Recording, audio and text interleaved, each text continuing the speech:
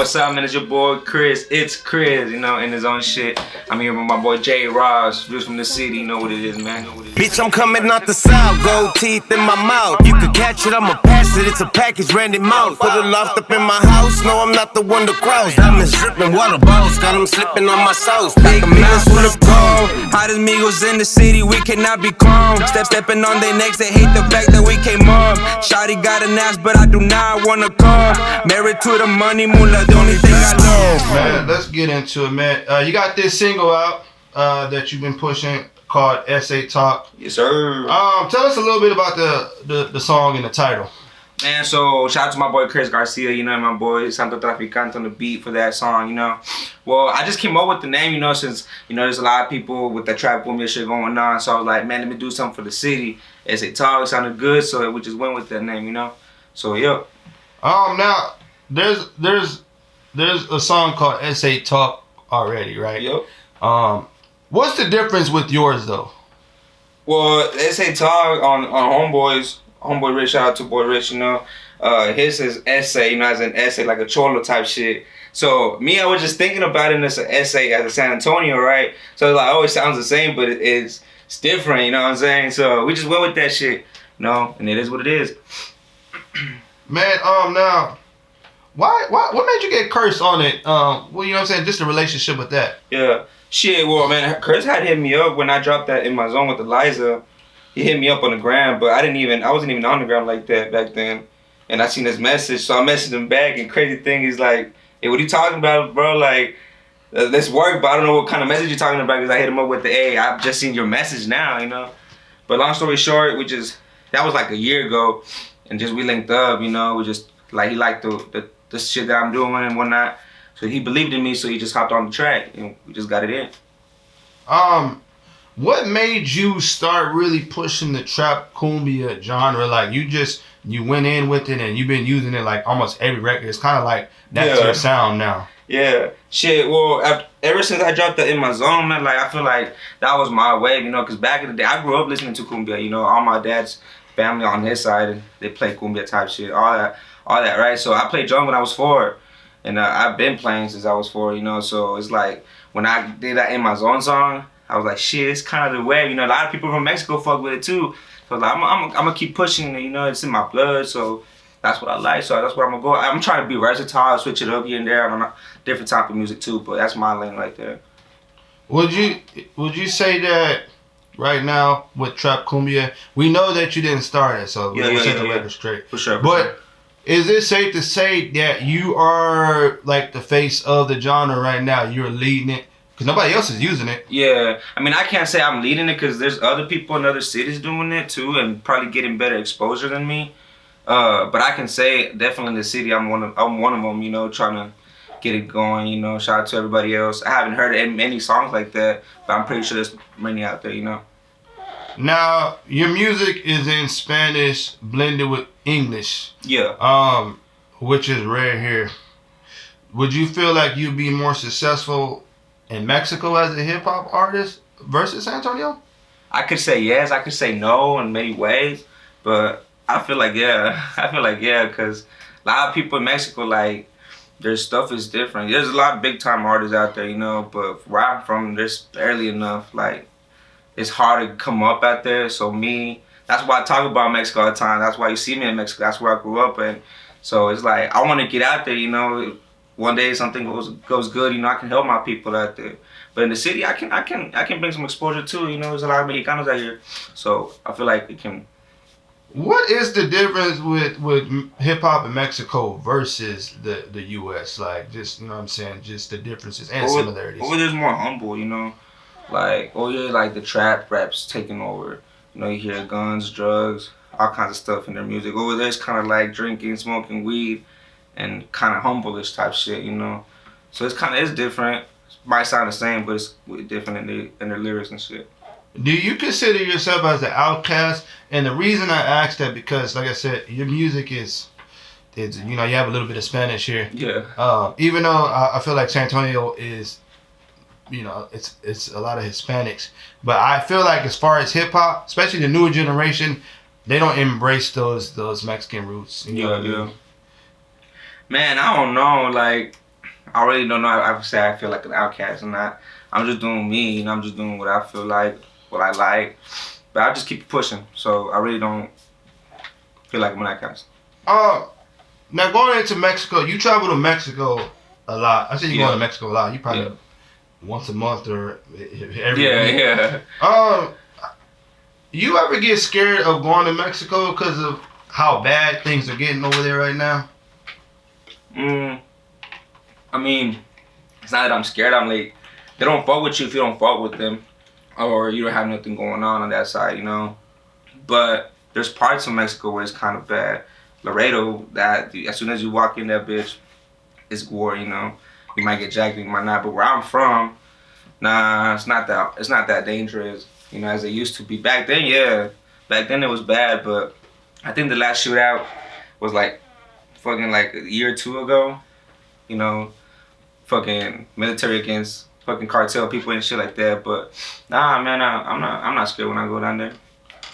When you see, you know, and being from Mexico, when you see these TV shows that these stations are producing, you know, Netflix, you know, they're heavy with Narcos, and you got other shows, right? How do you feel like? Do you feel proud, or do you feel like they're really just trying to glorify those situations and trying to make money off of it and stir up drama? Well, I mean, in Mexico, that shit's like a lifestyle out there, man.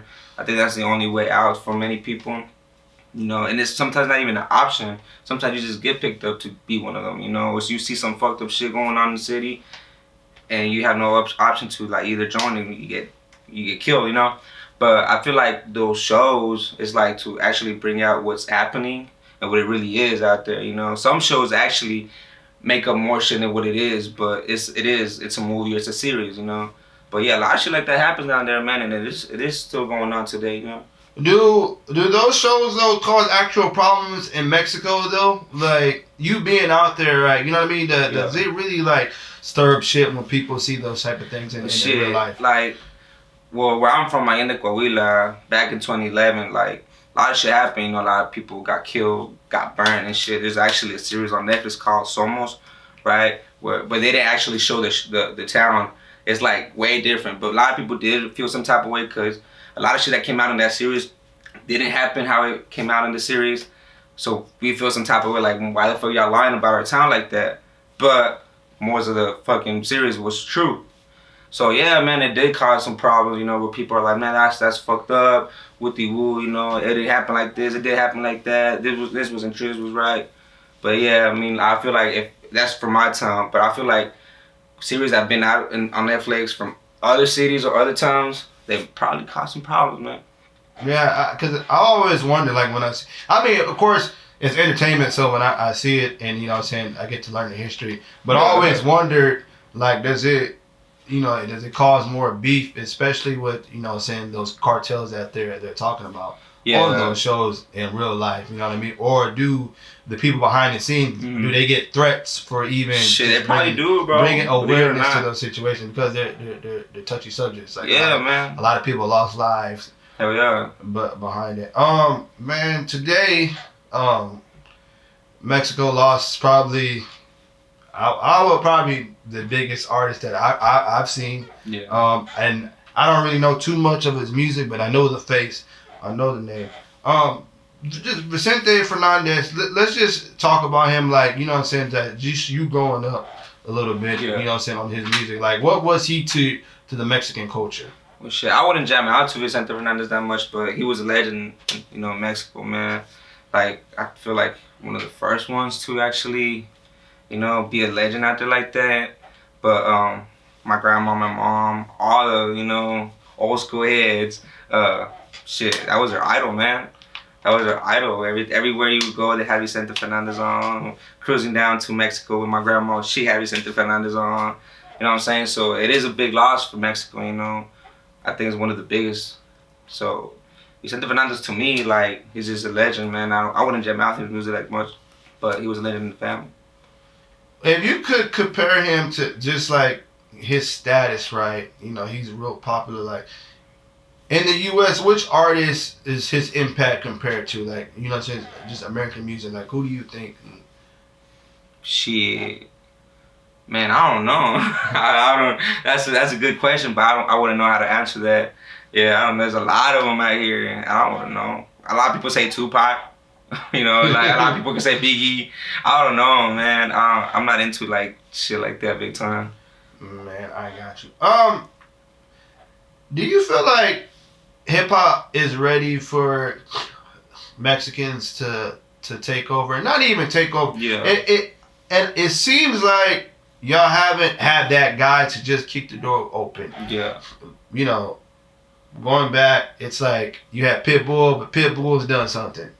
Daddy Yankee is reggaeton. Uh-huh. You know, you had Big Pun, but he's like Puerto Rican. But it seems like, I don't know. Do you feel like the record execs closed the doors on the Mexican artists? Shit. So far, bro, I've seen Mexicans come up. Like, blacks and Mexicans are getting together a lot, you know, especially here in Texas. But just like that, there's a lot of people hating on the Mexicans too, you know. It's probably because we have our own sound. And especially with this trap kumbia type, you know, like, we're actually bringing our roots into the music, you know. Most of the blacks, they have their own little thing going on, you know. But shit, I've seen so much unity. How do you say it? Unity, right? So much unity, bro, in Texas, you know, so far with Sauce Walker and him helping out the Mexicans and shit like that, you know.